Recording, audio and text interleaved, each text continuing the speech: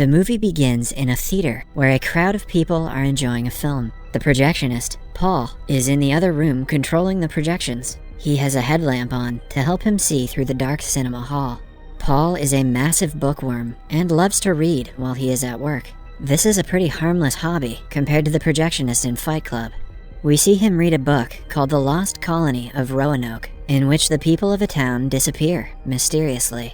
When he gets up to push some buttons on the control panel, the lights go off, leaving the theater in complete darkness.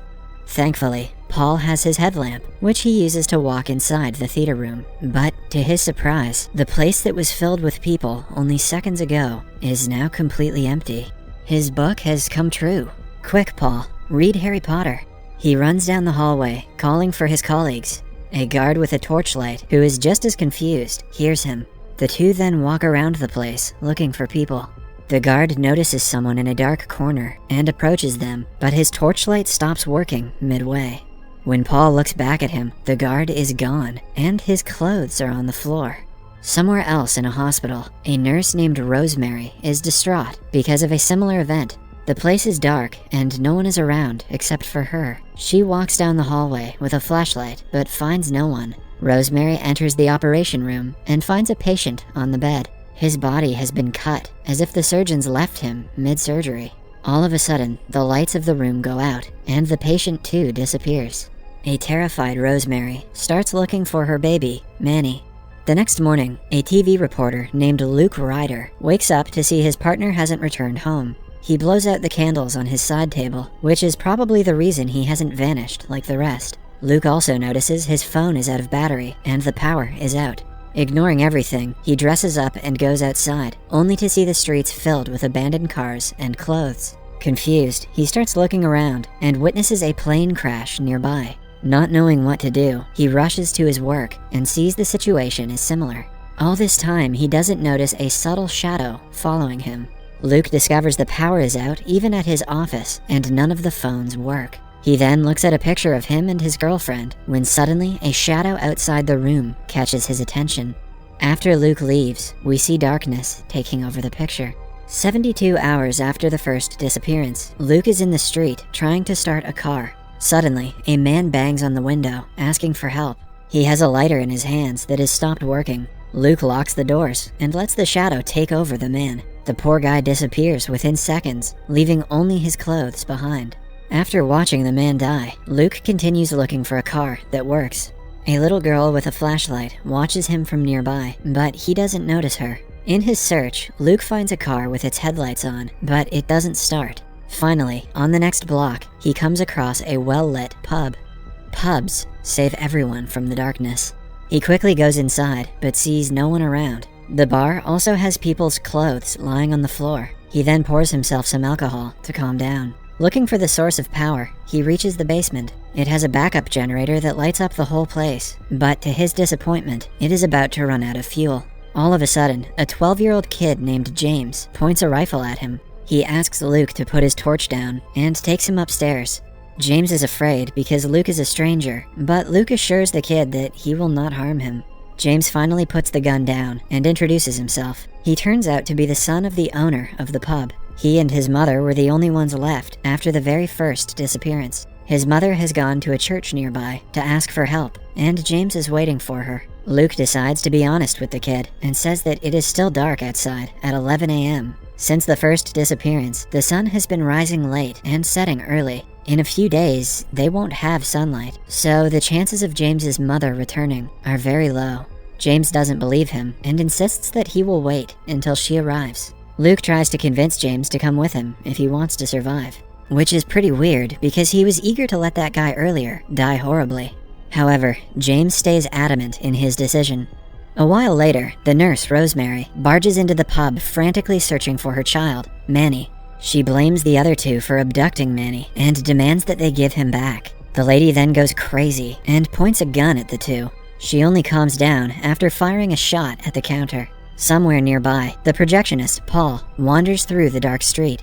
He is seconds away from being engulfed in the darkness when he reaches a well-lit bus stop and is saved. However, he is heavily injured and cannot move anymore. Back at the pub, James calms Rosemary and offers her some water. The woman says that she is looking for her 9-month-old son, Manny. She seemed pretty sure that he was in the pub, so the baby must have a drinking problem. The movie goes into a flashback, and we see Rosemary in the hospital, taking a smoke break. Suddenly, the lights go out, and the noise of a car crash follows. She is saved because of the lighter she had in her hand, and they say smoking kills. She somehow survives the night, and goes to her house the next morning.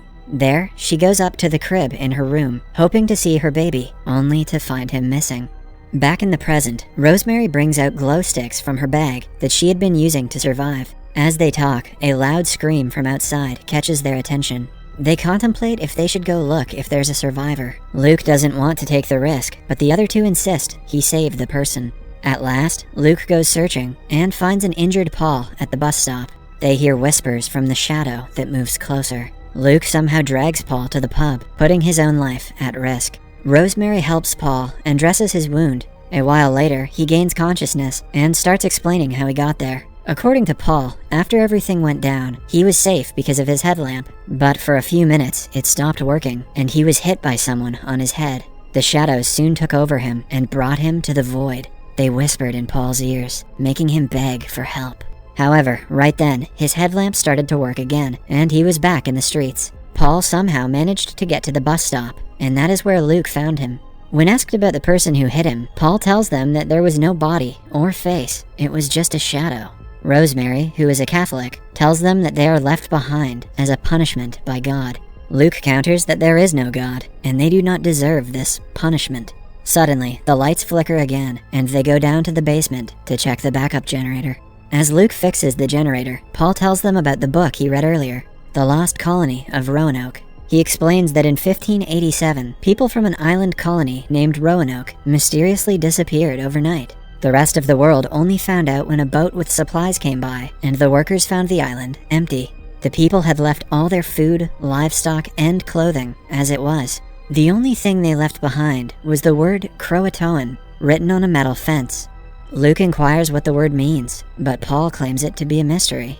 Frustrated, Paul starts kicking the generator and injures himself. He is then brought and kept on the pool table by the others. Rosemary asks Luke to get some ice for the injured. While getting the ice, Luke remembers the last time he was at his office. He is in the broadcasting studio, where he finds the last news recording. The woman reporter vanishes into thin air while talking. Wow, they'll do anything to keep their ratings up. Then, a live feed from Chicago is played. A person warns everyone to keep a light with them at all times. He also claims that the darkness may take on any shape or form to lure you to your death, hence not to trust anybody except light. Back in the present, Luke gets an idea to get out of the situation. If he somehow finds a way to get to Chicago, they can meet the other survivors and then decide what to do. He remembers the working truck he had encountered earlier and suggests to the others that they should retrieve the vehicle. Since the generator could fail at any time, they should instead use it to ignite the vehicle and drive away from the place. Rosemary is skeptical of the idea because she believes all this is happening for a reason, but Luke persuades her to join the plan. They decide that James should stay with Paul and take care of him, while Rosemary and Luke go to get the vehicle. In the following scene, Rosemary and Luke manage to get to the truck and start pushing it to get back to the pub. At the same time, Paul starts questioning James about several things in his life. He is slowly losing consciousness, but James asks him to stay awake. He requests that James play a song that they both enjoy. James starts imagining the bar full of people and enjoys the fantasy amidst the chaos.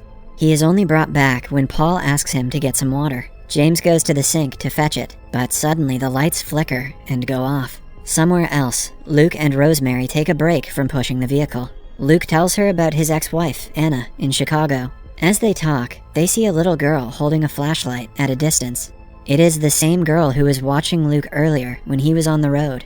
They try to get closer to her, but the little girl runs away. Luke goes behind her and is almost engulfed by the shadows, but he is saved at the last minute because of the truck's headlight. In the following scene, Paul gets up and looks for James, only to find his clothes on the floor. James is naked somewhere. He walks up to the basement and sees a door that leads to a well-lit tunnel. He goes inside, still looking for James, but comes across a dead end. The lights start to go out on their own, and he is soon engulfed by the shadows. But then, it is shown that Paul's clothes are on the pool table. Him getting to the tunnel was just his dream. Paul was actually unconscious and was taken by the shadows while he was still on the pool table. James quickly comes back to Paul and sees that he is gone, and sees that it is Paul that is naked somewhere. In the meantime, Luke and Rosemary's flashlights start running out of batteries all at once. Luke tries to ignite the fuel to create light, but they've got no lighter, so the two go to a nearby hospital, searching for any source of light. There, Luke ignites a fire with a matchstick and a cloth. Rosemary goes to find rubbing alcohol, which they can use as fuel, but on her way, she hears a baby crying and sees a stroller right under a streetlight. Unknown that it is the Shadow's tactic to lure her in, Rosemary walks up to the stroller. She notices the stroller is empty, but it is too late, as she is taken by the shadows. Luke, who is now alone, somehow gets back to the pub with the truck. He reunites with James, and the two get in the truck ready to leave for Chicago. Luke uses the backup generator to start the engine, and the two finally drive away. However, they are soon met with an accident that happens to be right in front of a church. James insists he has to go in to look for his mother. Despite Luke warning him to stay in the car, James runs inside the church. Just then, Luke sees the word Croatoan carved into a road sign. This twist is absolutely pointless. He rushes back to James and saves him seconds before the shadows get him. Luke then asks the kid to return with him, but is ignored again. James claims that his mother is nearby because he heard her call him, not knowing that it was just a trap set by the shadows. Suddenly, the car's headlights turn off, and Luke vanishes into thin air. Now, the only survivor left is James. He sits in between the lit candles of the church, but all of them slowly extinguish. The next morning, the sun finally rises. Surprisingly, James has survived the night and is sleeping where he was yesterday. The little girl from earlier approaches him and introduces herself as Brianna. She shows James her solar flashlight that she has been using to survive. But if there's less sunlight every day and it takes a long time to charge these things, then how did she... never mind. Later, both of them come outside the church and see a horse in the middle of the road. The two get on the horse and start their journey, presumably to a safe place. Soon, the sun sets, and we see the Force ghosts of Anakin, Rosemary, and Paul watching over the kids. The movie ends as Brianna and James continue their journey. Subscribe for more videos like this, turn on notifications, and leave a like to help the channel out. Thank you for watching.